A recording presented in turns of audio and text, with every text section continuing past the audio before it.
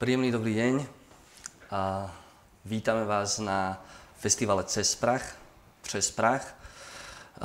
Tento ročník netradične.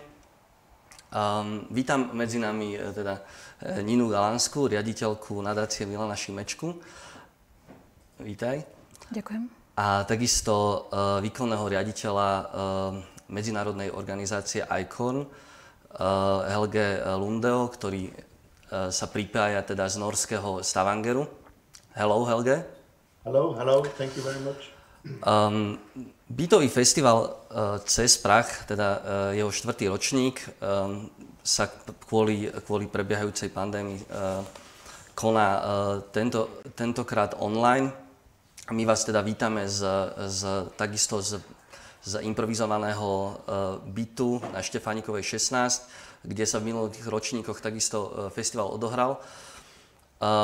Takou hlavnou myšlienkou festivalu bolo od začiatku si pripomenúť byty ako kultúrne inštitúcie, ktoré zohrávali túto úlohu v minulom storočí, v 70. a 80. rokoch, keď sa na bytoch stretávali intelektuáli, umelci a organizovali rôzne semináre, ale takisto sa premiérovali a hrali divadelné hry, uskutočňovali koncerty, výstavy.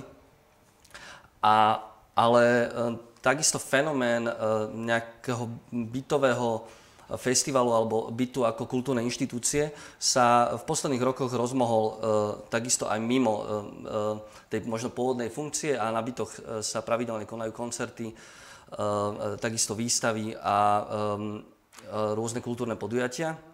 My sme počas tohto festivalu buď sa snažili spojiť už jestvujúce byty a bytové inštitúcie, alebo dokonca našli nových odvážlivcov, ktorí pustili do svojich bytov návštevníkov a organizovali sme tam v takej komornej, intimnej atmosfére tento festival. Tento ročník je samozrejme výnimočný, ale neubudlo, tak ako možno v prípade iných, keď koncert sa asi nemôže diať na pôvodnom mieste. My však toto miesto nemusíme meniť, pretože vlastne takmer všetci naši dnešní účastníci a účastníčky sa budú k vám prihovárať práve z bytov. Program je naozaj bohatý, asi 8-hodinový. Privítame hostí a hostky, ktorí priamo súvisia s témou festivalu, ktorou je Deň väznených spisovateľov. A tento deň je práve dnes, 15. novembra, si už od 80. rokov minulého storočia pripomíname Deň väznených spisovateľov. S touto iniciatívou prišiel americký, alebo teda medzinárodný klub Pen Club, čo je spisovateľská organizácia, a ktorá každoročne sa zameriava na väznených spisovateľov, pretože bohužiaľ tento fenomén z dnešného sveta nezmizol.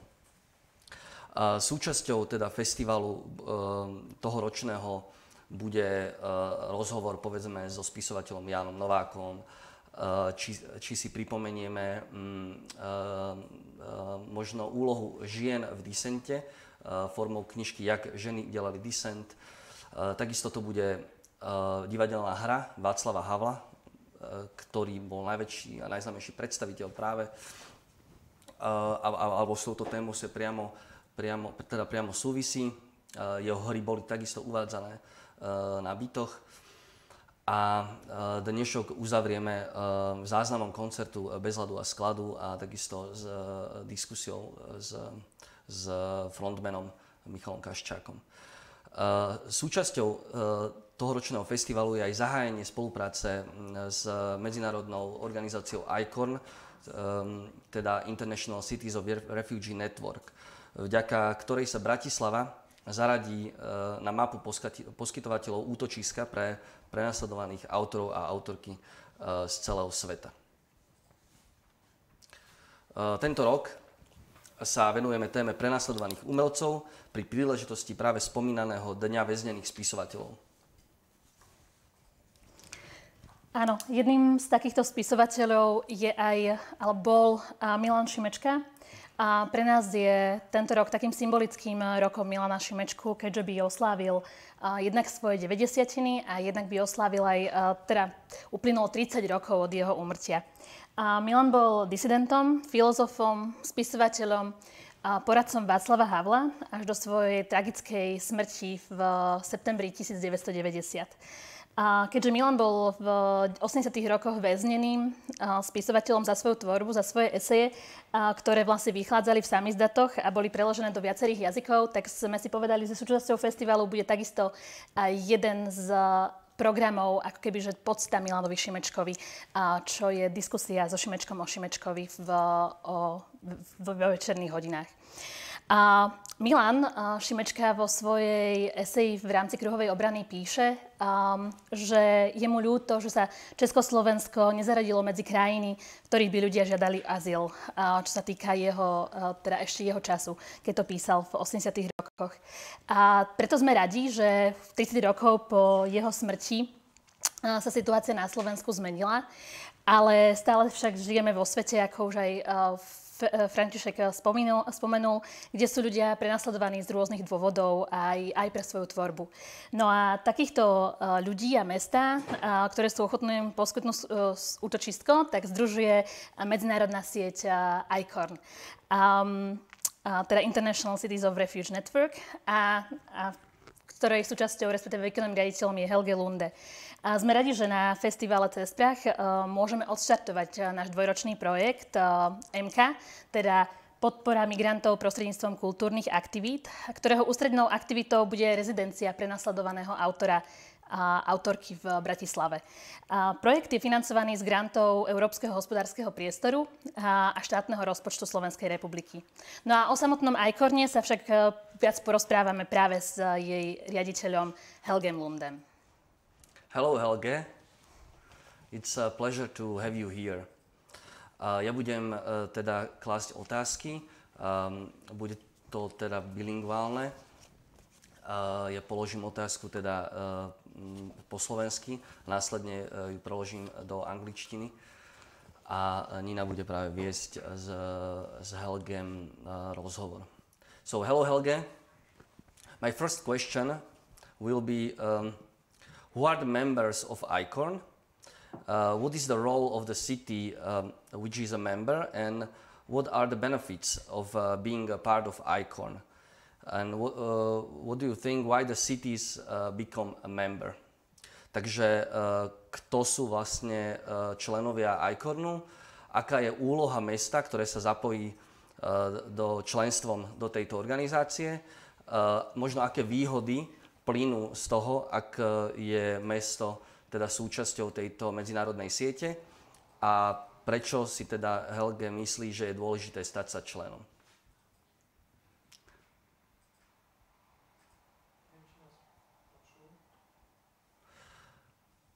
Možno vyriešime technické záležitosti. Helge, have you heard the questions?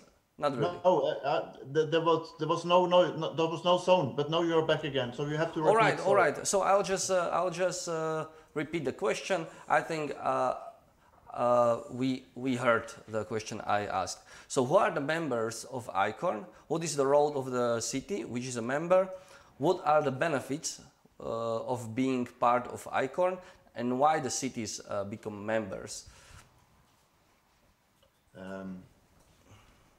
Sorry, just a second.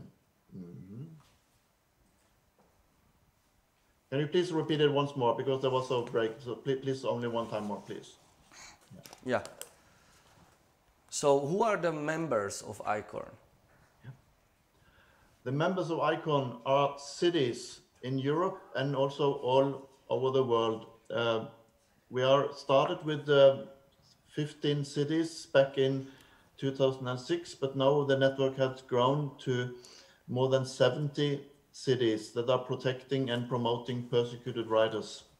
Okay. Takže väčšina miest je po celom svete, hlavne v Európe.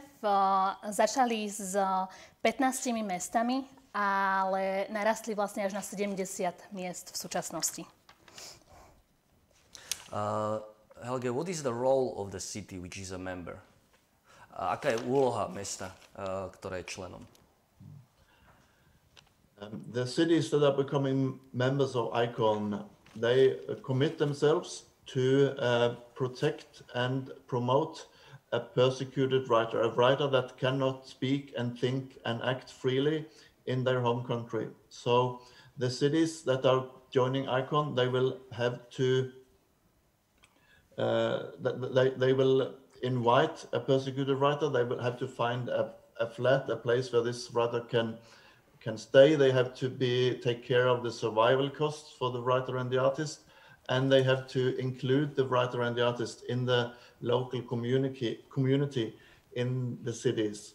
That is the kind of the core issue for the member cities. But at the same time, the city commits themselves to the values of human rights, freedom of expression, hospitality and solidarity. Thank you. Takže Helge hovorí, že úloha mesta je práve poskytnúť priestor pre autora, ktorý v rámci svojej domácej krajiny, teda krajiny, odkiaľ pochádza, nemôže slobodne tvoriť a je prenasledovaný, nemá vlastne slobodu prejavu. A mesto poskytuje ochranu a podporu tomuto autorovi a autorke a snaží sa ho zapojiť do lokálnej komunity, ako mu aj poskytnúť teda miesto na žitie a tvorbu, čo je vlastne ako keby rezidencia práve tohto autora. Samozrejme mesta takisto sa snažia ako keby, že propagovať hodnoty ICORN-u, a to je ľudské práva, sloboda prejavu, solidarita a pohostinnosť. Možno je takisto dôležité zapojiť toho umelca Samozrejme. Do života, možno do toho pôvodného povolania, ktoré viedol. Helge, what do you think are the benefits of being part of ICORN? Aké si myslíte, že sú výhody toho, keď ste členom ICORNu? I think the most important thing maybe to become a member of ICORN, the most important issue is that the city can show to themselves, to their inhabitants, but also to the world, that the city takes the values of human rights and freedom of expression seriously. I think the cities have an increasingly important role to play in today's world, and I think by showing concrete solidarity with one persecuted writer or artist, they can really show to themselves and to the world that they take these values seriously.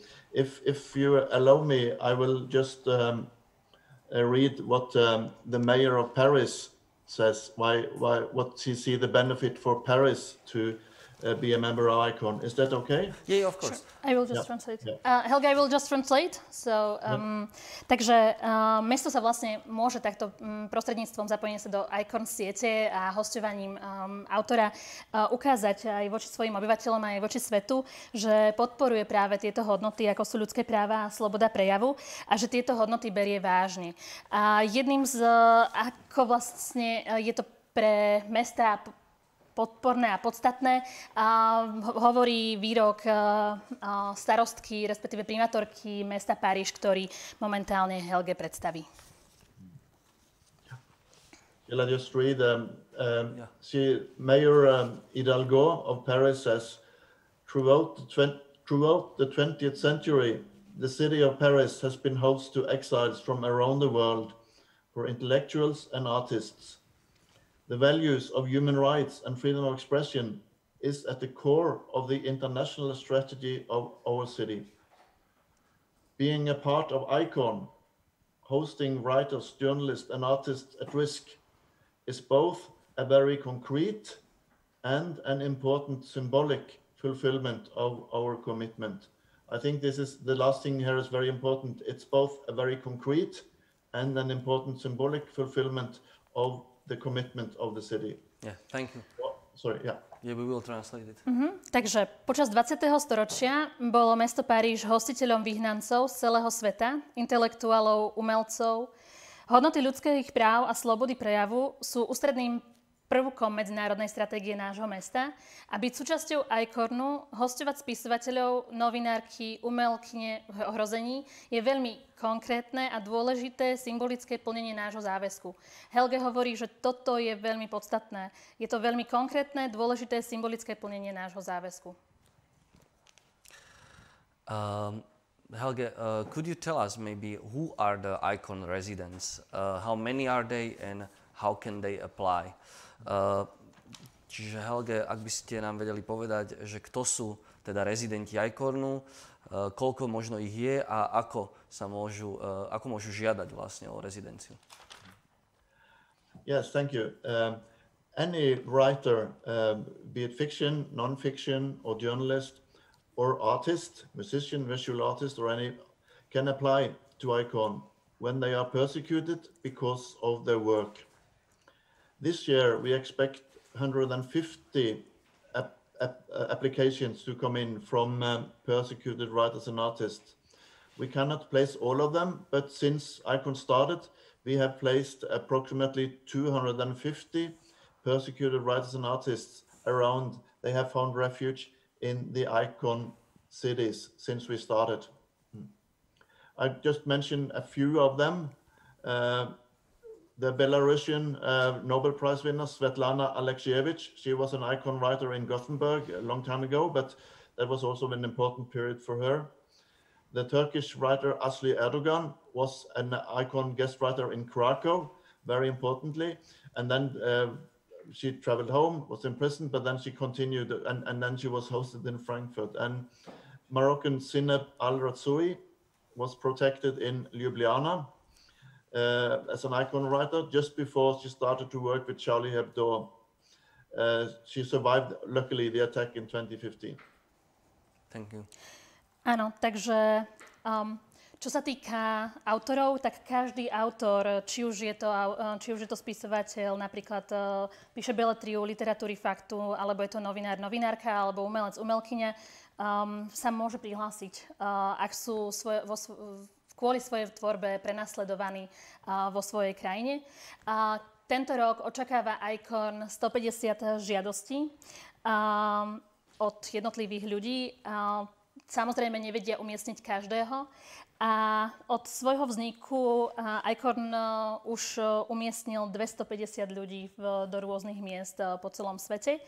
A našli napríklad útočisko v rámci ICORN siete bieloruská držiteľka Nobelovej ceny Svetlana Aleksievič, Turkyňa Asli Erdogan, ktorá mala rezidenciu v Krakove, bola krátko väznená aj potom, čo sa vrátila a začala tvoriť. A marocká spisovateľka Zineb Al-Razzoui, ktorá bola rezidentkou v Ljubljane a predtým, ako začala pracovať pre Charlie Hebdo a vlastne bola tou šťastlivkyňou, ktorá prežila útok na Charlie Hebdo. Helge, what do you expect from Bratislava as a new member city? Helge, čo očakávate od Bratislavy ako nového člena medzinárodnej siete ICORN? Thank you. We have learned to know Bratislava already. We have been visiting Bratislava and also some of our writers and artists already, and we know through the visits, we already know that your city cares a lot for human rights, freedom of expression, and for persecuted writers and artists. We look very much forward to get you in as a proper member of ICORN and believe that you can play an important role in the network. The values of democracy and human rights are under attack all over the world, but also in Central and Eastern Europe, and it's very important that cities steps up and show that there is an alternative to populism, discrimination, and xenophobia. So this is some of the reasons why we really much want to welcome, and we're looking forward to welcoming Bratislava to become a member of ICORN. Áno, takže už Helge samozrejme s ostatnými z ICORN aj s ich autormi a autorkami už navštívili Bratislavu a poznajú ju a sú radi, že práve Bratislava je mestom, ktorý podporuje hodnoty demokracie a ľudských práv, ktoré sú ohrozené po celom svete, ale takisto aj v strednej a východnej Európe. Je veľmi dôležité, že sa vlastne mestá vymedzia a ukážu, že existujú alternatívy k populizmu, diskriminácii a xenofóbii. Takže sa veľmi teší, že Bratislava sa stane jednou z nich. Helge, maybe last question. How do you see the current developments in the world? Will ICORN be relevant also in the future? Helge, možno posledná otázka na vás. Ako vidíte vývoj vo svete a či si myslíte teda, že bude relevantný ICORN aj v budúcnosti? The world does not seem to go in the right direction at the moment. The space for civil society, for freedom of expression is shrinking, and the importance of for organizations and initiatives like ICORN, I think, is really growing. But with so many cities stepping forward to protect and promote persecuted rights and artists, I think there is hope that we can together one day see a better, more solidaric and more welcoming world. So I really do welcome the city of Bratislava to take part in this club, in this hub of cities that concretely are working to improve, to make a better world. Thank you, Helge. Áno, takže svet vyzerá, že nejde úplne správnym smerom a tým pádom dôležitosť entít ako ICORN rastie, pretože priestor pre slobodu prejavu sa pomerne zvenšuje. Ale s toľkými mestami, ktoré sa vymedzujú, ochraňujú a propagujú prenasledovaných autorov a umelcov, je tu nádej, že sa v jednom bode budeme vidieť solidárnejší, otvorenejší svet. A veľmi víta, že Bratislava bude súčasťou tejto skupiny. Thank you, Helge, for all your answers. Please stay with us. We will give a word to our mayor of Bratislava. Dôležitým partnerom vstupu do siete ICORN je už vlastne toľkokrát spomínaná Bratislava, ktorá v mene vlastne ktorej sa prihovorí teda primátor mesta Bratislava Matúš Vallo. Ja by som možno poprosil o video.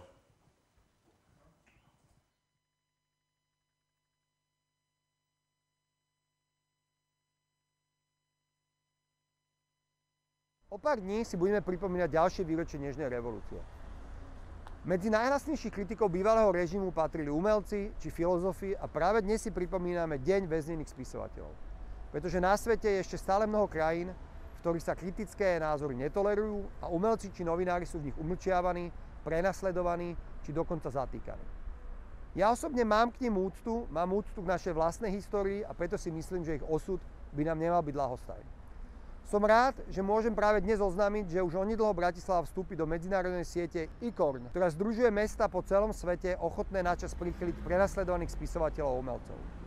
Na tejto iniciatíve budeme spolupracovať s občianskym združením literarnyklub.sk a Nadáciou Milana Šimečku, ktoré pripravili aj 4. ročník festivalu Přes. Prajem vám preto príjemné sledovanie dnešného programu a teším sa, keď vám budeme môcť predstaviť prvého umelca, ktorému Bratislava poskytne ochranu a zázemie pre tvorbu. Ďakujeme krásne primátorovi mesta Bratislava Matúšovi Vallovi, že tak symbolicky teda nás privítal teda v sieti ICORN. Ja by som možno v tomto momente predstavil možno program, čo nás čaká. Nasledujúcich teda 8 hodín privítame, budeme sa teda rozprávať o knihe Bytová revolta, jak ženy delali Disent. Moderovať diskusiu bude Sonia Garfášová, a pretože si myslíme teda, že ženy zohrali takisto nesmierne dôležitú úlohu v Disente, aj keď možno ich úloha sa dlho nebola tak viditeľná. Pozvanie takisto prijal spisovateľ Ján Novák, ktorý možno poslednú dobu bol viditeľný práve vďaka knihe o Kunderovi ale na jeho konte sa teda môžeme nájsť aj iné tituly, povedzme komiks s Jaromírom 99 Zátopek, respektíve úplne najnovší o Viere Čáslavskej. A už spomínané divadlo teda Václava Havla a Audiencie, ktoré špeciálne pre túto príležitosť natočilo pražské bytové divadlo All Stars. Daňa Horáková napísala a takisto sa napísala knihu o Pavlovi, čo bol jej partner Pavol Juráček. A takisto zohrala nesmierne dôležitú úlohu v Disente. Spolu s Václavom Havlom zakladala edíciu Expedice a na svojom byte usporadovala takisto bytové semináre, respektíve salóny.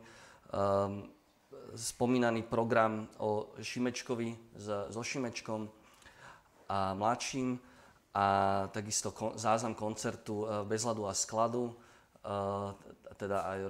ktorý uvedieme rozhovorom s frontmanom tejto skupiny legendárnej a takisto aj v 80. rokoch a takisto určite spomenú, ako hrávali teda aj na najrôznejších miestach, napríklad na Hrádečku Václava Havla. Áno, takže momentálne následuje už v rámci nášho bloku Disent vtedy a dnes anglický blok. Sme veľmi vďační, že na festival prijali pozvanie traja ICORN umelci a umelkyne, ktoré sa nám postupne predstavia.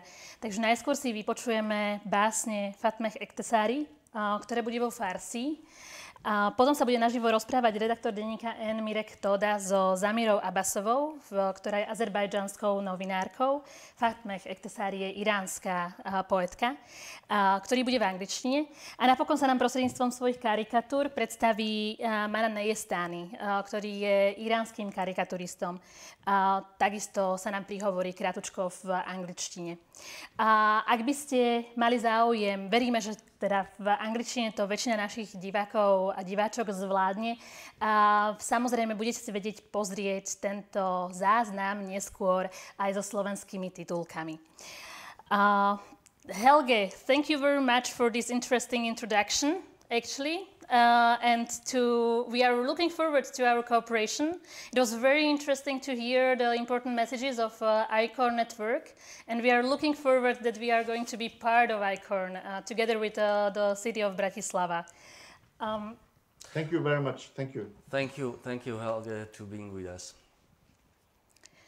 Festival samotný Přes, práh, tak ako každý rok, sa nedá organizovať bez našich partnerov. Tento ročník sme pripravili v spolupráci s Nadáciou Milana Šimečku. Ja dúfam, že sa takisto pripoja k nám aj počas budúcich ročníkov. Ale takisto sú to aj naši donory. Festival, hlavným teda partnerom festivalu je Fond na podporu umenia.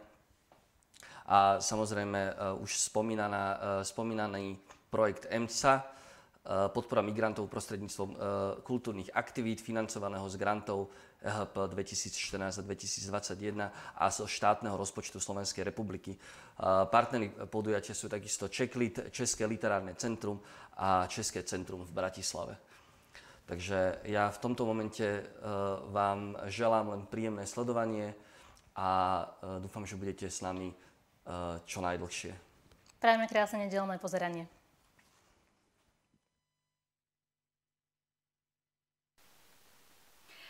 Hi everybody, my name is Fatemeh. I'm an Iranian poet and writer. I'm 34 years old and I started my professional activity in literature when I was 18 years old. I've published 3 poetry collections in Iran and 7 more books. Poetry collections, short story collections, story, novel in exile. The last one was a bilingual book, Persian and Norwegian, poetry collection which released recently. in 2013, I was arrested because of my artistic activities, some articles and poems that I had written. And then I was in confinement solitary for 38 days, and then I released on bail, and then later I sentenced 11.5 years in prison and 99 lashes just because of writing in some accusations, some such as blasphemy, propaganda against government, and shaking hands with the opposite sex. So in a short time that I must return to prison, I fled Iran illegally and crossed the border to Turkey. After living in Turkey for 1.5 years, I came to Norway at invitation of ICORN. ICORN is an organization who helps the artists who are in danger and find some safe places for them. I've been in your country, in Slovakia, in Bratislava festival almost 2 years ago, and it was a great experience. I mean, the enthusiasm at the festival, the audiences who really loved poetry, the beautiful Danube River and the sunshine. Oh, I really miss sunshine. I've been living in Lillehammer since 2017. Lillehammer is a small city in Norway, and in this time of the year the outside is dark at 3 p.m. so I really miss the scorching sun.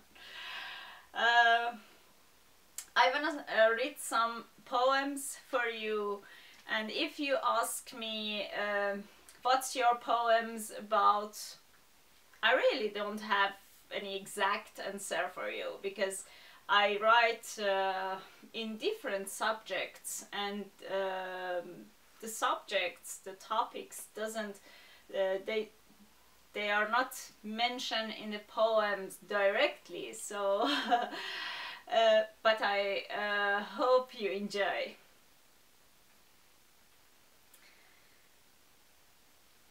با جیغ بی صدای کسی توی خواب ها، من سال هاست قاطی این اضطراب ها. چیزی نگو، نخواه، نپرس از جواب ها، نگذار دستشان برسد به کتاب ها. دارند میبرند مرا، آه فاطمه، این سایه های رد شده از کوچه کیستند؟ دنبال اسم کوچک کی توی لیستند؟ لطفاً بگو که منتظر من نایستند، اینها که محرم تو این خانه نیستند.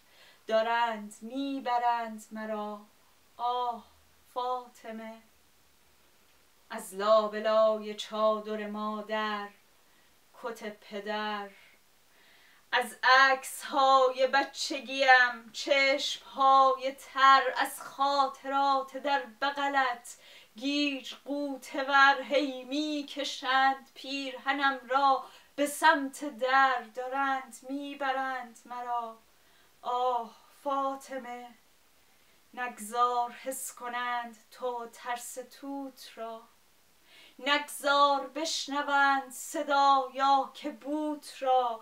از من نخواه خواب نبینم سقوط را. دارند میبرند مرا، آه فاطمه، در گریه مثل ماهی گیجی، شناوری آهسته موی وحشیت از زیر روسری. یک لحظه بیست، تکان نخور.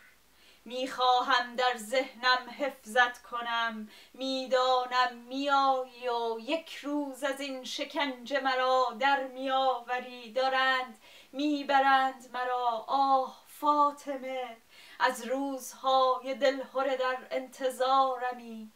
مثل دو چشم خیره به در بیقرارمی. زنجیر موی بافته راه فرارمی. حس می کنم همیشه تر از هر کنارمی. دارند میبرند مرا، آه فاطمه. The next one. دست من را بگیر. میگیرم. این همان دست بود. خب باشد. باز امشب زنی کتک خورده روی مغزم اسید می پاشد. همه در حال تجزیه شدنند. خاطرات نوازش و آغوش. دیدن فیلم دست در دستت. برق را می کند کسی خاموش.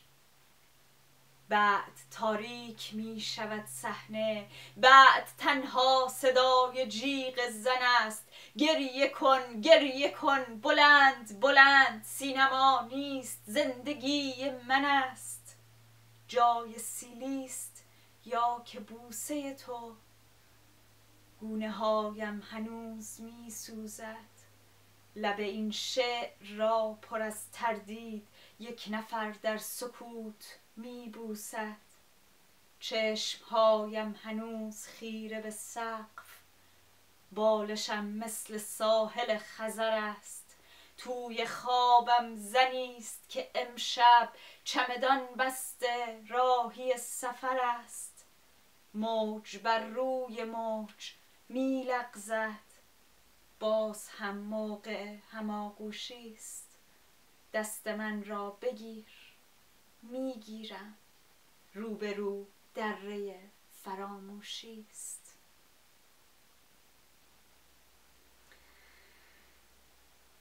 And once more. ما در اتاق اول دنیا به گرمی و رطوبت واژن. لبها کنار گردن هم بود. شمعی کنار تخت تو روشن. بوی عرق، صدای نفسها. تنها زبان زبان بدن بود. انسان اولیه تاریخ مشغول در تو جیغ زدن بود. ما در اتاق دوم دنیا درگیر بحث بر سر جنگی. با جمله های ساخته از خون. پرتاب مشت و بارش سنگیم. مثل سلاح سرد نشستی. یک گوشه گریه دار تر از من. حرفیست در گلو که بخوانیش.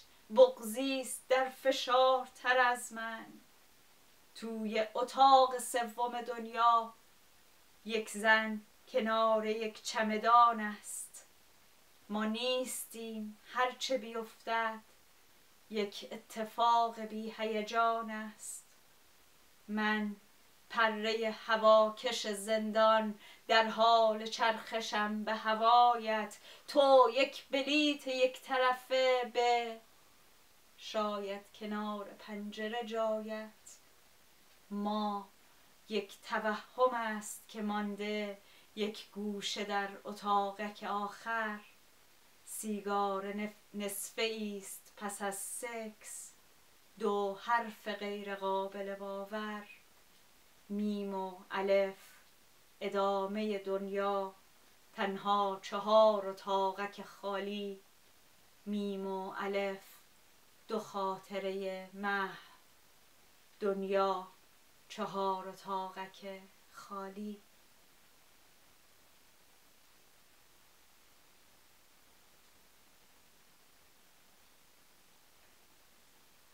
Thank you.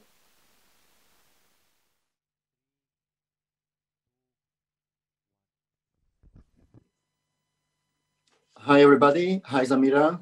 Hello, Mirek. It's great to have you here at Festival Přes, práh. I am Mirek Toda. I'm journalist from Deník N. But most importantly, I'm speaking now with Zamira Abbasova. She is journalist from Azerbaijan, but originally it's from Armenia. It's much more complicated. Almost all her life, she was a refugee. Her family was living in Armenia, but because of the war in Nagorno-Karabakh, about the war, you have learned a lot and listened a lot. Recent times, they had to move from Armenia to Azerbaijan. But even though in Azerbaijan it was very complicated and dangerous for Zamira as a journalist, and she had to flee the country. And thanks to ICORN, she was able to find a new life, a new perspective. So we will talk about all of that, but maybe we can start with the beginning. So Zamira, your family was one of the few Azerbaijanis living in Armenia before the war. Thank you, Mirek. It's a pleasure to be part of the festival. Coming to your question, yes, they were about 250,000 Azerbaijanis living in Armenia at that time, before the conflict has erupted in 1988. So how it happened when your family had to go away from Armenia? Where from which place they have to escape, and where they go to capital city? So it was, I remember I was 4 years old. It was late in November. My grandmother woke us up early in the morning. Everyone was crying. Everyone was packing just clothing, food. And then we had to leave in rush within like a couple of hours, basically. And with the mountainous road through the forest between Armenia and Azerbaijan, we had to come to Kelbejar, which is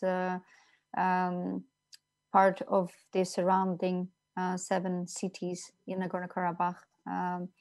So we came to Karabakh, and they told us this is the end. No Azerbaijani can return back to Armenia.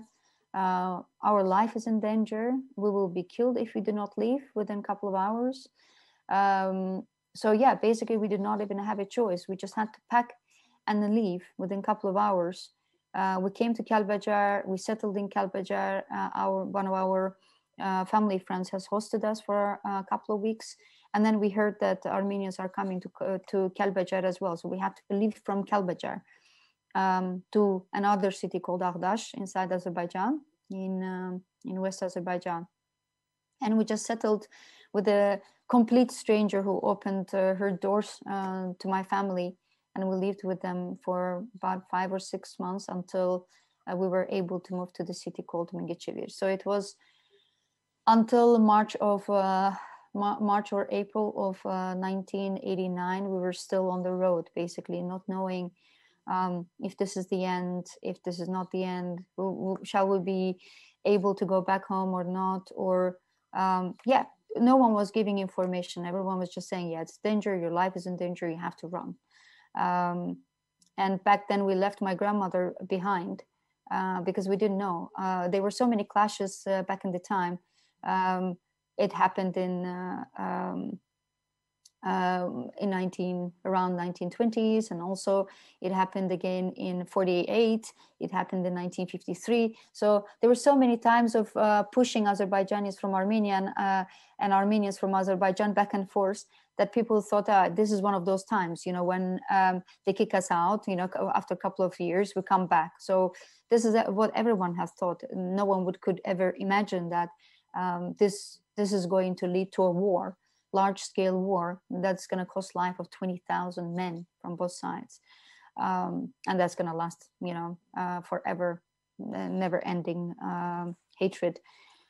So yeah, this is how we ended up in Azerbaijan as refugees from Armenia. Yeah. So in 1994, there was a truce. Basically, we can say Armenia won. And Nagorno-Karabakh became de facto the region of controlled by Armenia. Yeah. And all Azerbaijanis had to left. But now, what we have seen in last weeks, there was a brutal war again, 44 days. How did you was watching that? What do you thought when it started? In June this year, there was one very short clash. So we thought, yeah, randomly, the war is never over, right? You know, in the front lines, they're still shooting each other. Every year we have people dying on both sides. Sometimes even civilians get caught in the fire. So we thought, yeah, this is one of those, short clashes that's going to escalate. And then within, 1 or 2 days, the ceasefire will be established again. So it will stop. No one could even imagine that this war could continue for 44 days. It was shock for me. And I was hearing news from both sides, from my Armenian colleagues, from my family is still in Azerbaijan. And my mother's, the town where my mother lives right now, it was bombed for 4 times. And Azerbaijan was in the internet blockade, so we couldn't get any news. What's happening? Are they alive? Are they dead? Why, the civilian cities are being bombed? Okay, the war used to be in the front lines. Why it's moving to the civilian cities? So we couldn't understand what's going on in there. And there wasn't much information being shared from the Azerbaijani side either. All we could hear was Turkish sources, Russian sources, and some Armenian sources, obviously. But complete information blockade from the side of Azerbaijan. Absolutely, you're completely right. Because, for example, regarding number of deaths, number of how many people have been killed, Azerbaijanis, they never disclosed the toll on civilian sides or on soldier sides. But at least from Armenian side, we got some numbers, and there was assessment by Russian President Putin that around 5,000 people has been killed, but it was a few weeks before the end of the conflict. So maybe the number is much bigger. What do you think about the human toll of this last episode of the war? Informal numbers are under 10,000 people from both sides. Obviously, no one is sharing the information from the Azerbaijani side. The first, I would say the first 10 days of the war, Azerbaijani side was sharing some numbers, like 2 people here, 3 people there, 7 people there. But they were a bit more transparent about the number of civilians who have been killed, because they were largely sharing what is going on in Berda, in Ganja, in Mingechevir, and Kızı, which is about 30 kilometers away from the capital, Baku. It has been bombed as well. So they were a bit more transparent about the civilian death toll, but not about the soldiers. And unfortunately, we will never know. Sources don't exist. People are scared to share any information. The journalists were not allowed in the front lines to see, to record, to observe. So unfortunately, we will never know how many people have died from the Azerbaijani side. There are a lot of missing persons right now. Families are in despair. They cannot get any information from Ministry of Defense. There is basically nowhere to go. There's only one organization, ICRC, that needs to do a lot of work, like collecting DNA from the families of missing persons and then match it with the soldiers whose bodies have been brought back from the front lines and are still being brought back from the front lines, and see, who's dead, who's alive. Families are in shock. Families are in deep sadness and grief, and they're still mourning their children who have been lost in the war. But yeah, no official information about it. And most of the speeches of the president, Ilham Aliyev, is more celebratory rather than saying how many people we have lost and, this victory, so to speak, it has been brought in, with the death of hundreds and thousands of Azerbaijani young people between the ages of 18 to 28. Which is very unfortunate, and no one is talking about it. Although Pashinyan has been a bit more emotional and more genuine about his pain of losing so many young people in the war. And you would expect the Azerbaijani president to do the same, but unfortunately we haven't seen that yet. Yeah, and now it looks like that it was pretty well prepared in advance by Aliyev and his allies.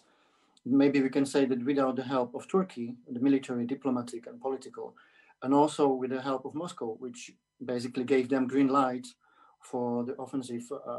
So it seems that it was a very calculated move from his side. when in Azerbaijan he got a lot of problems because of corruption, because of protests, because of COVID-19 non-effective government policy. So how do you see this cold-blooded planning by him? I think it was quite a strategic move, right? The West was really busy, especially US, which has been really well involved, especially as part of OSCE Minsk Group, which is a trio that is monitoring the situation in Nagorno-Karabakh, along with France and Russia. They were really busy with elections. Armenia was really busy with reestablishment of democratic government. Everyone was celebrating. It was quite a positive time. No one would ever expect that there could be another war. They caught them unguarded, and also Russia was slowly seeing that democracy in Armenia is pulling Armenia away from Russia. They had such a strong effect on Armenia. Armenia was economically, politically, military-wise, really dependent on Russia. And they could see that with the democracy, there is a danger of Armenia slipping away. And Russia would never allow that. So there was this weird alliance between Azerbaijan and Russia, in a sense that, yes, both of us want something, and both of us want weak Armenia. Russia doesn't want Armenia to slip away, and Azerbaijan does not want to see a stronger democratic Armenia in the neighborhood. That is really bad for the local politics and his ultimate power over Azerbaijani governance. And also, it's a high time to get the lands back, because people are demanding it. You could see the sentiments of people when they all, were in the streets demanding government to give them arms so that they go back to Karabakh and fight for their land. So you could see that the situation was ripe, and at the same time, strategically, it was the right time to maintain the war in this caliber, to take the lands back, basically. So now we have Nagorno-Karabakh split in two parts, Armenian and Azerbaijani. Can we even say that this republic, so-called republic, will exist anymore? Because it looks like it's the end. It definitely looks like the end. From one hand, you can say this could be a start of coexistence in a very long run. Obviously, there needs to be a lot of work, a lot of reconciliation work, a lot of demilitarization work, a lot of rehabilitation, trust building between the parties who are going to have to live together. And at the same time, yes, obviously, it will have to be the end of Nagorno-Karabakh de facto independent republic. It will have to be metamorphosed into something that both parties can have a little bit of it to be content. Yeah. And Aliyev, he is now a hero. Nobody cares about his problems now in Azerbaijan, I suppose. That his power will be much more cemented. Yes, definitely. Before the conflict, before the war has erupted, the journalists, human rights defenders, a lot of people were still, ready to flood to the streets and demand democracy, fair elections and all of that, those kinds of things. And what we observed with the war, that everyone got completely rallied around President Aliyev, because he was the leader. He was the one who was leading the war. He was behind the whole operation. And he was their savior, basically, to bring Karabakh back. And for that, they were able to leave their perspective aside, perspective for the justice, perspective for fair elections, for human rights, for freedom of speech, await for the end of the war. You can slowly see in the social media that they are, coming out of this euphoric momentum and slowly realizing that, with this war, with this victory, that might mean that Aliyev will never leave. Or it could mean that Aliyev just wanted to do one more thing for the country and then leave the power. No one knows what's going to happen right now. It's such a weird situation that you cannot predict anything anymore. All the analysts are in dismay. All the political projections have not fulfilled itself, and nobody knows what's going to happen. Does it mean that we have let Russia in, so leave Aliyev alone? We are going to be under Putin or not, because Azerbaijan has fought so hard in early 1990s to maintain the independence, get their independence from the Soviet army. We fought the Russian army basically inside Baku, and all of a sudden Russian army is back to Karabakh, right in the middle of Azerbaijan. People are not trusting that situation. So we are not, leave alone the democracy, we are not even sure if we're going to survive the next 5 years under the Russian enforcement, so-called peacekeepers in Azerbaijan. Yeah, you're completely right. Like regarding the perspective, democratic perspective in the South Caucasus region, it doesn't look very good. As you mentioned, there is a pressure on Pashinyan, the leader of Armenia, who became prime minister after big protest and unexpectedly was elected as a leader, which Moscow absolutely doesn't like. And there is just Georgia now, and there is a worry that there will be thousands of Russian soldiers just, very close to this country. So I think we have to be very vigilant and take care about these people, because they are, I would say, Georgians are completely pro-European, but they have a problem that they are very far away from West, and West doesn't care a lot. Yeah, Azerbaijan was the only country that the Russian army was not close enough. But now that endangers Georgia as well, in terms of Russian armies in South Ossetia, in Abkhazia, again in the form of peacekeepers, and now inside Azerbaijan. So from 4 sides, Georgia is surrounded by Russian army. There's a base in Armenia. Now there's going to be a base in Azerbaijan, even if it's called a peacekeepers mission. There is a base in South Ossetia and Abkhazia. So that might mean a lot of red alert for Georgia and for Georgians. I think Europe cannot stay silent anymore. They were, even during the whole 44-day war, we did not really see strong reaction from European Union to see how much danger it is, Russia's interest to Azerbaijan and the war itself in general to the democracy in Armenia, how much danger it is to South Caucasus, and Europe didn't move a finger, unfortunately, to maintain the safety of all these people. So the trust to West is lost. Hopefully, they understand how dangerous the situation it is in Georgia at this point. And to help Georgia, that should be the case. They should realize that this is a high risk for Georgian democracy. Yeah, and another worrying sign is the Turkey role. Yeah. Now there is a corridor which will go through Azerbaijan, through Armenia to Nakhichevan, and it will open the first time the land route from Turkey to Azerbaijan. Is it important for them? Yes, of course, it is important. Well, first of all, it was important for Azerbaijan to have a connection back between Nakhchivan and Azerbaijan, because Nakhchivan has been landlocked as well. We couldn't have better economic relationship with Nakhchivan. They couldn't benefit from anything. We had to only fly there and back. So from that perspective, yes, it is the end of Nakhchivan economic blockade, and they can be more free.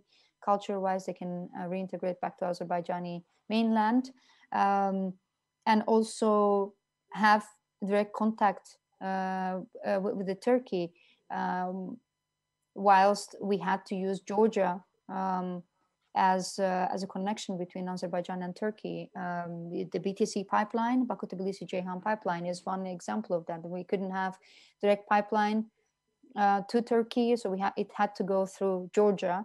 Obviously, it benefited Georgia, it benefited all of us.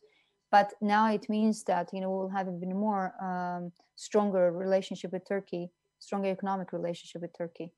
Not sure what that means for Armenia.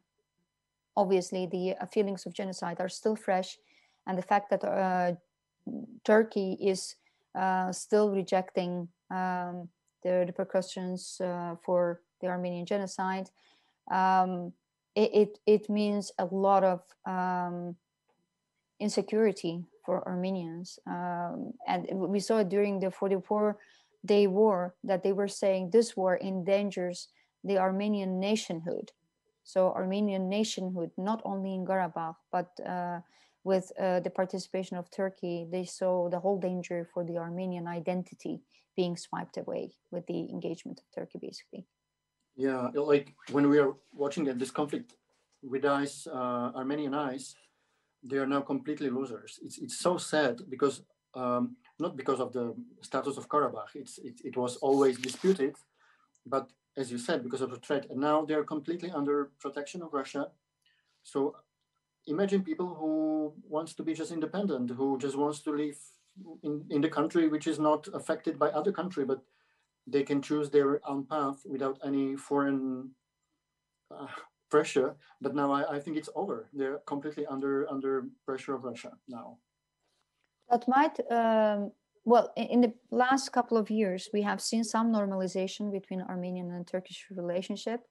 The number of people moving from Armenia to Turkey to seek education, to seek jobs, that has been steadily growing. So that might mean more normalized relationship for the future of Armenian and the Turkish relationship. Especially in past, there were a lot of conversations to open the border between Armenia and Turkey. And because of the Nagorno-Karabakh conflict, they could not open. Azerbaijani people and Azerbaijani government was in strict opposition that unless Karabakh is back within Azerbaijan, Turkey cannot open the borderline between Armenia. So now that the conflict might find a solution, finally, that might mean the border could open between Armenia and Turkey again.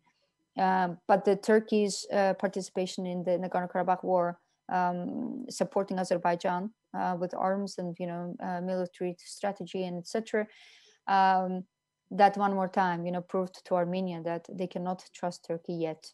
From one side, yes, they will open the border and they will start reintegrating into Armenia, and from another side, they are still supporting Azerbaijan, so they cannot be trusted.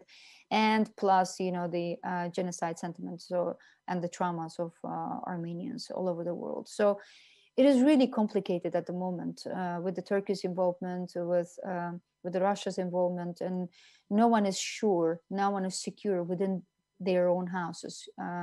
So unless the situation around Azerbaijan and Armenia strategically resolve, none of these people will be safe, even within the ceasefire deal.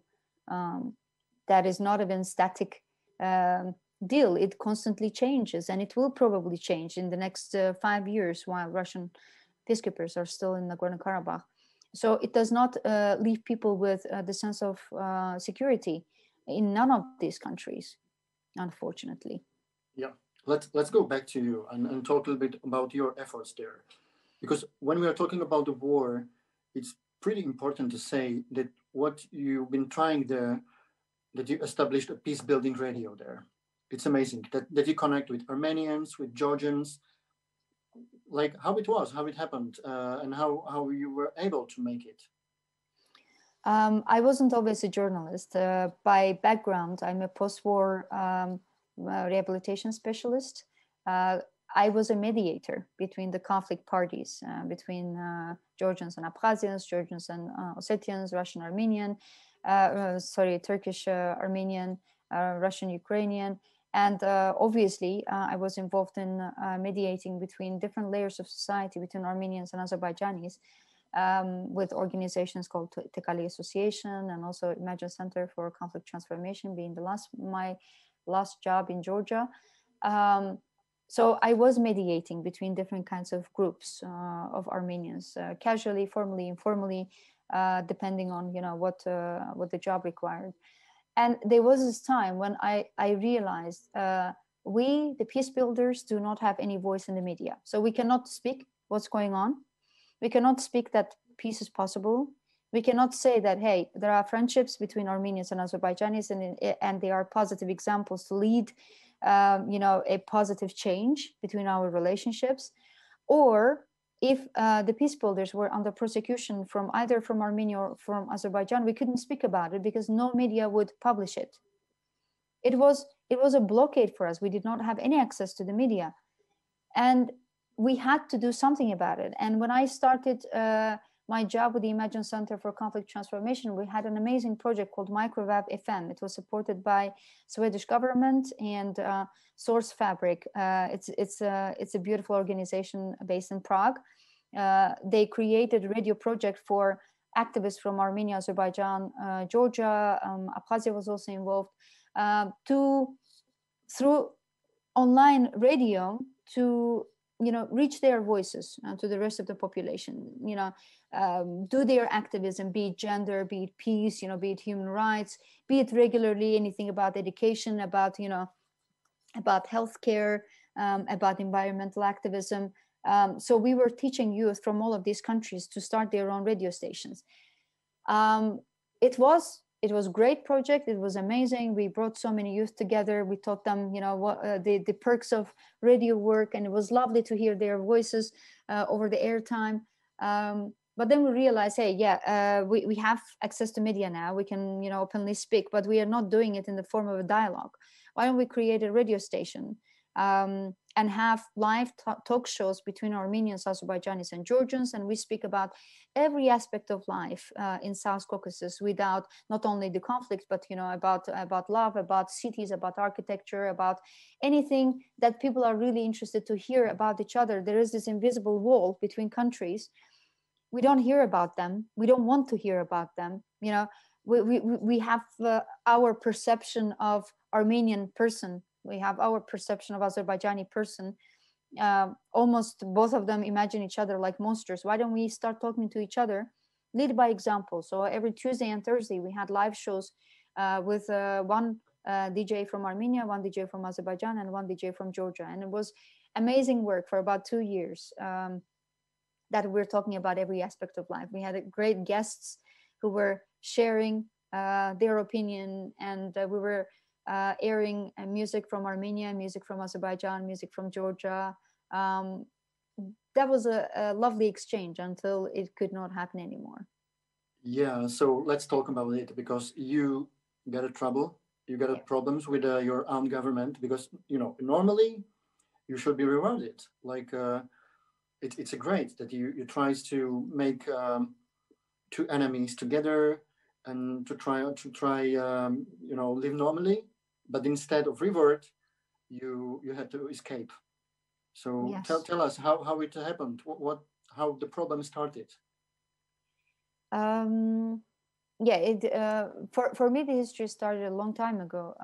I was working for an American organization, and back then, anyone who was working in a diplomatic organization as such was tagged to basically as a threat to the national security, that we are being spies, we are spying on Azerbaijani government and passing information to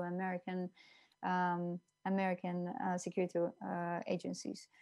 Back then I was tagged, I was invited to the Ministry of National Security to discuss my work, to see how I can participate in their work, and I rejected that work. And since then I've been a tag to be observed and harassed. I always had people walking behind my back. I was constantly feeling under the watch.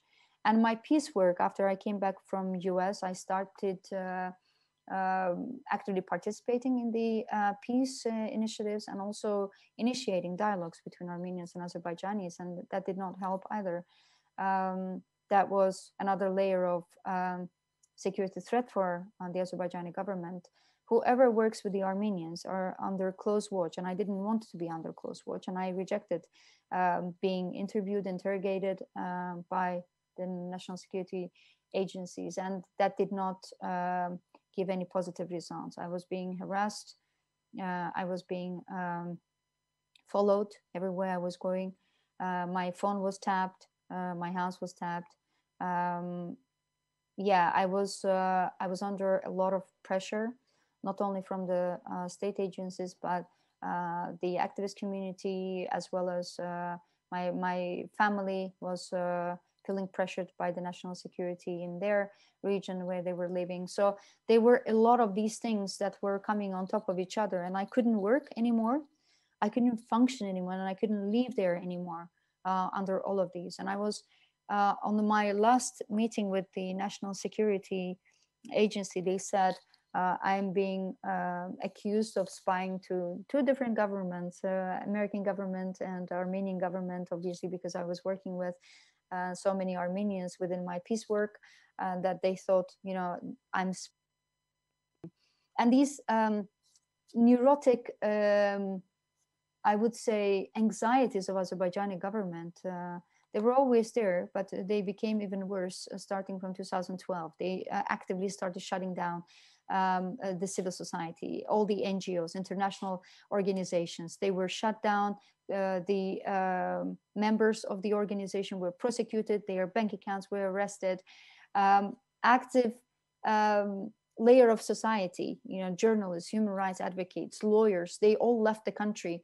They could not face the prosecutions anymore. They couldn't endure it anymore. So it was a massive attack on the human rights community in Azerbaijan. So people had to leave, and I had to leave. Unfortunately, in 2015, I moved to Georgia, and I continued my peace work in Georgia until I could not anymore. In 2017, Azerbaijan had an agreement with Georgian National Security on spotting us in Georgia and pushing us back to Azerbaijan. There was a basically agreed list of people who were actively working in Georgia, Azerbaijani community working in Georgia, and they were tagged. There was an article published in a propaganda media in Azerbaijan. Even my home address was exposed in there, that Zamira Abbasova living in this address in Tbilisi has hostile feelings against Azerbaijani government. And people started showing up at my door, just observing, taking photos, taking videos, following me to places. And while I was in Bosnia in a media conference, I received a call from my colleagues in Georgia that my house has been attacked by Georgian national security, people wearing all black in a military form. They were searching for me. They said, you know, I'm a terrorist. I have to be returned to Azerbaijan and all of those things. And I could not return even to Georgia. And shortly after, everyone who was in that list started being harassed by the Georgian security organs. And even one journalist, Afgan Mukhtarli, was kidnapped by Azerbaijani security agencies inside Georgia and illegally taken over the border back to Azerbaijan to be prosecuted. All of us were basically supposed to be kidnapped like that and returned to Azerbaijan. And luckily I wasn't there. I was in Bosnia. And after that, I just could not return anymore to even Georgia. Georgian government did start investigation, how it happened, why it happened. But obviously there was no conclusion. And they did not take the responsibility that this was organized extradition of Azerbaijani peace builders and human rights community back to Azerbaijan. And that's the moment, I think, when ICORN came and helped you to live a decent life in Europe. Yes, obviously, I did not have any more visa to stay anywhere. I could not return to Georgia. Turkey was not an option anymore. So I applied for ICORN to be basically to find the safety for a bit longer period where I can stay safe, work safe, and recover from what has been going on from in my country and in Georgia. And luckily, City Leiden in the Netherlands stepped up and invited me to be their first fellow from ICORN. They are also new in the ICORN community, so I was their first fellow, and it was an amazing experience.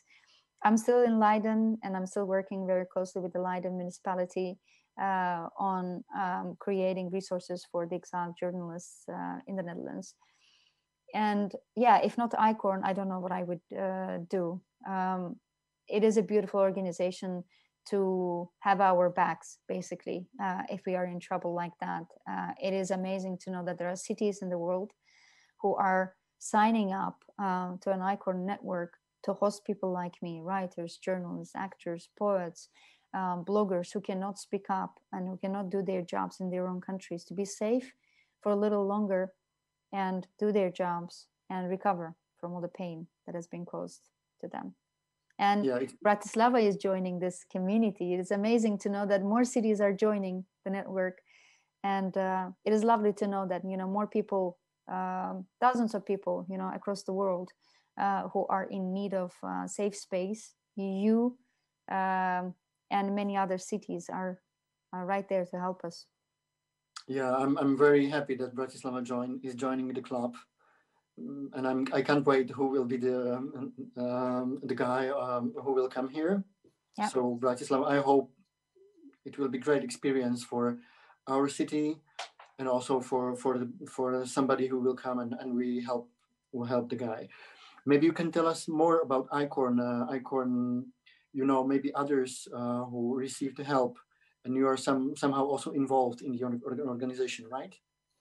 Yes, of course. A couple of friends have already been ICORN residents. Günel Mevlud, Azerbaijani poet and writer. She was ICORN guest in Norway. So I heard it from her, basically. This is also a great thing to know that people know each other.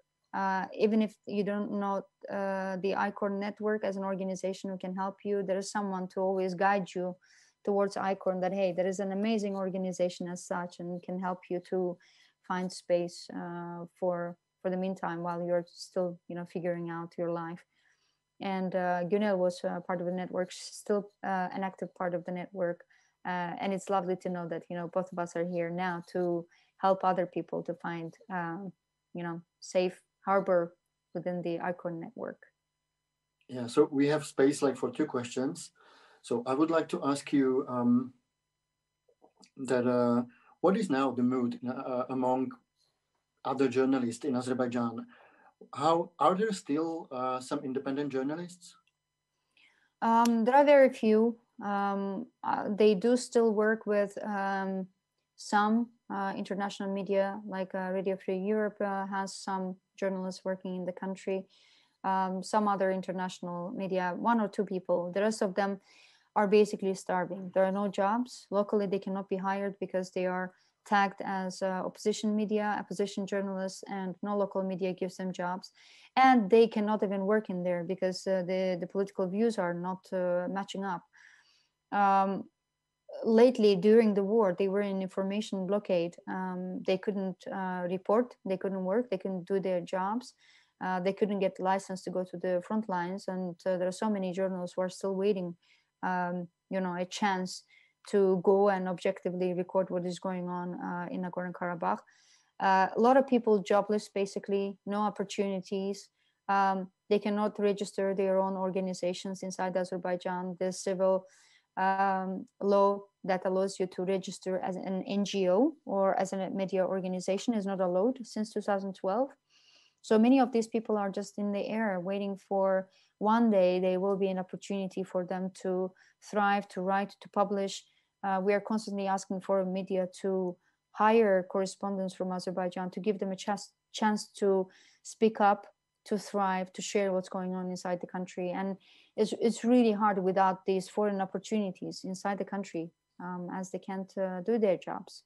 They are being arrested, they are being harassed, their equipments are being taken away by police, by security agency employees, and never returned. So these people cannot even afford to buy another equipment, to do their jobs properly.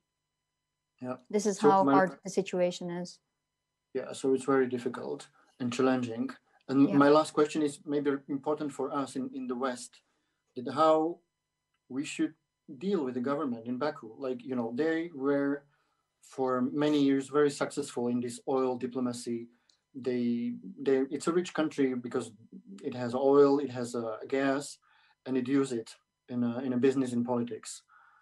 What do you think? Should we in Europe connect human rights in Azerbaijan when we are dealing, for example, with oil and other stuff and other politics? Should we put it on the table when we talk with them?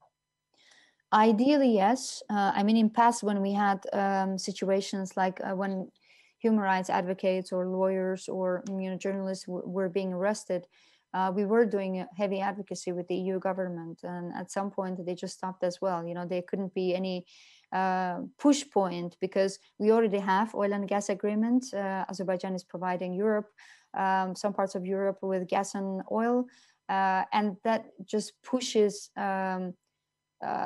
EU government and other officials who can have a voice in changing the situation to shut up and not object what is going on inside Azerbaijan. So, okay, we receive cheap oil and gas, and then we don't say anything. It's that serious at the moment. Yes, obviously that should be part of the push point. Okay, so if we are buying gas and oil from you, maybe you should improve your civil society situation a little bit, and then have a little bit of a gap and some freedom to the human rights activists and journalists to function, so that we both know that we are helping each other in some way. But that push point is not there, unfortunately, and not anymore. It used to be there, but not anymore, which is a sad fact. It is really good question, but it's so hard at the moment to enter the country. Foreign journalists are not able to enter Azerbaijan that freely. It's really hard to enter the country. If you are tagged as a human rights advocate and who have been actively speaking about lack of freedom of speech in Azerbaijan, these people are tagged in the visa center, so they cannot enter the country. It's really hard. So what we say to foreign governments that, yes, please put us on the table when you are negotiating with Azerbaijani government on other aspects of work, cooperation, be it strategic, be it military, be it business, be it whatever. Put us on the table, make us, legitimate that we need help, and that help in a form of a push should come from you. And also, yes, continuously give a voice to Azerbaijanis who are still inside the country and who do not have any opportunities to speak up. Give them a voice, give them opportunities, and help these people to find some form of self-realization while being, locked inside Azerbaijan in that way. Many people cannot even travel. They have ban on their passports. So there used to be the times when, there were so many conferences and seminars, we could all travel, talk, cooperate, but now they can't even travel. So by using digital media at the moment, all of us can help Azerbaijani journalists and human rights activists one way or the other, but there needs to be a will from our side to do that. Yeah. Thanks so much, Zamira. It was great to talk to you. I'm sure that all of us are keeping fingers crossed that it will be better there. And I hope we will talk a lot openly about the situation there, and we will not forget, and we will raise attention. And thanks very much for the festival, Přes, práh, that it's here, and it making such efforts to show that it's important to help people. Like this ICORN initiative is great. So my last sentence is just that next, after this talk is Iranian cartoonist Mana Neyestani from Iran. So let's enjoy his cartoons, and thank you. Thank you, Mirek.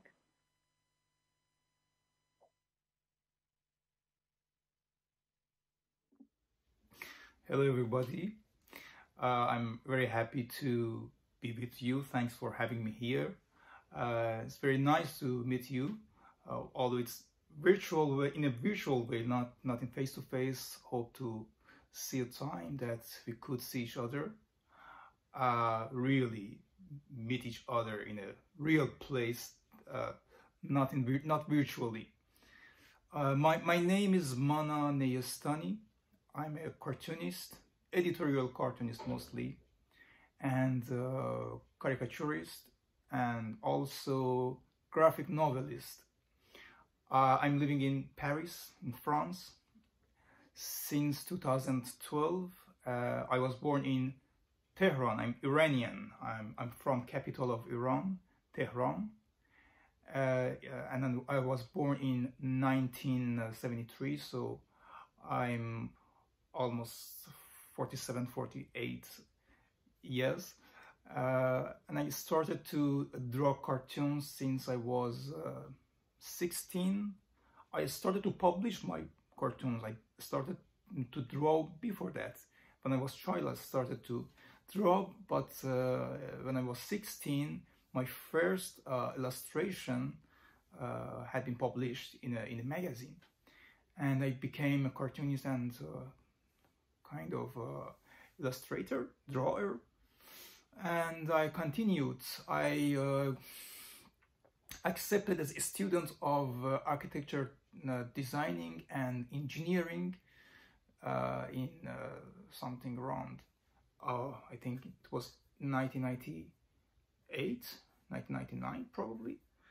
And I graduated in master degree, but I never practiced my major, architecture engineering. I prefer to be a cartoonist, and I was, at the same time I was a cartoonist. So I continued. Right now I'm cartoonist as well, even when I left my country. And why I left my country is a long story with a lot of details. I put some details and the story in a graphic novel, an autobiographical graphic novel that I made in 2012. It was published in France and translated different languages like English, German, Spanish, Portuguese, Italian, and recently Turkish. So I'm happy with the book. It's called an Iranian metamorphosis, and it's about me and what happened to me in 2006 caused me leave my country. Actually, I was working for a children's section of a magazine in that time, and I did an illustration for a text that I wrote myself, that text. And unfortunately, some misinterpretation happened. Some minorities of Iran, ethnical minority of Iran called Azeri people or Turkish people of Iran took that cartoon illustration as kind of racist joke, something like that. I think it became a pretext for them to come to streets and show their anger toward the authority, the central authority, actually. Anyway, the government put me in jail, and after 3 months spending in jail, they released me for a short time. I had to go back to jail after 1 month, but I used that short time to leave my country with my wife, and since then I'm far from my country, Iran.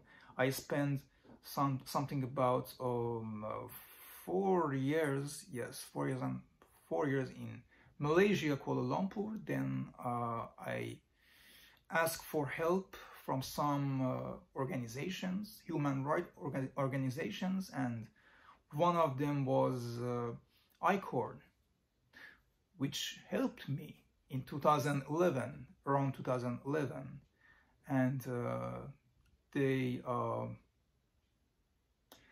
accepted me as a candidate.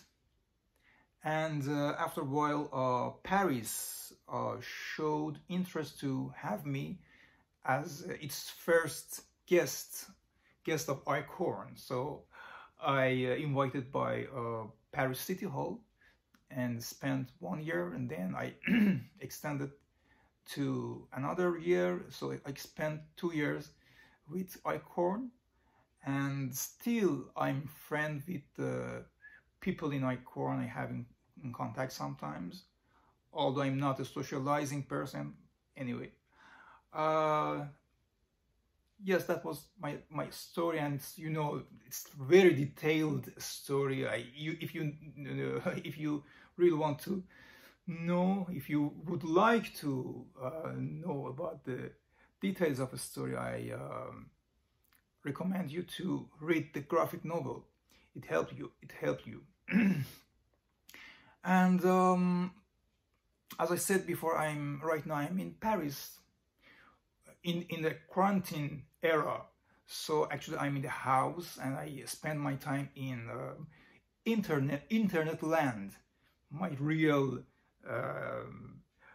country right now is internet land. And I'm still drawing cartoons about my country. I'm working for online magazines, which are mostly Iranian, opposite Iranian, so they published out of Iran, not in Iran, of course. And I'm still working about Iran issues nowadays. Also, I'm working on my graphic novel projects. The recent one just published. It's called 3 Hours and it's in French. And this is my whole story. And again, I'm very happy that I'm with you.